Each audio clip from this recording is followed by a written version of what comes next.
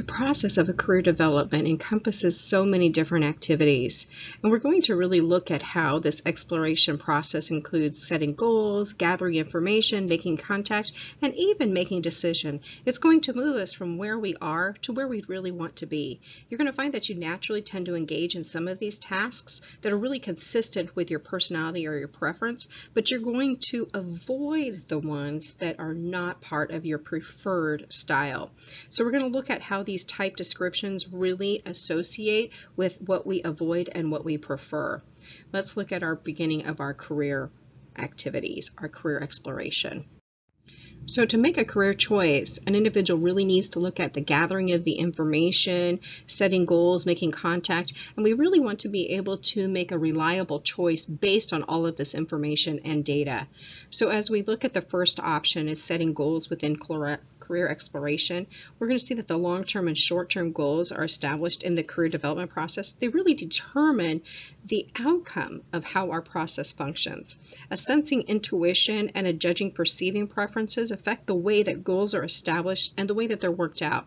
So let's look at an example. If you prefer judging, you're going to approach goal setting in a very organized way, and you're going to feel comfortable establishing exact timelines for your goals. However, you run a risk of pursuing your goals so single-mindedly that you really don't recognize those better opportunities, right? You're going to miss opportunities. Now let's look at the contrast. A perceiver. You probably are very open-minded and you are okay with setting goals, but you really like the idea of stimulus and it gets you moving and you like change, and you run danger of never really achieving any goals or even setting them because you're always at the mercy of what might show up next.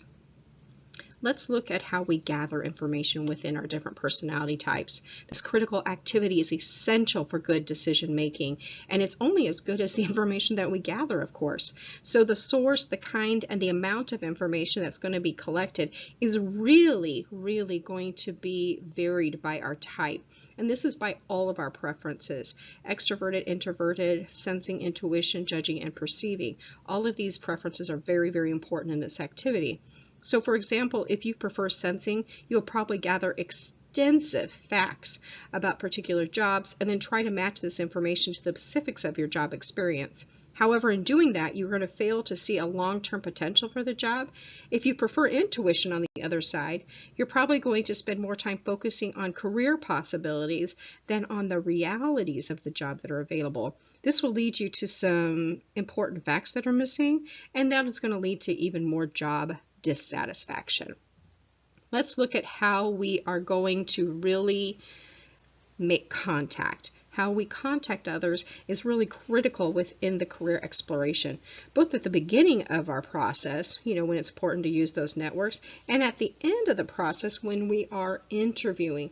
And this really impacts our extroversion and our introversion, depending on how we really like to socialize or not socialize. For example, if you prefer extroversion, you're going to have an easier time selling your potential contributions during an interview.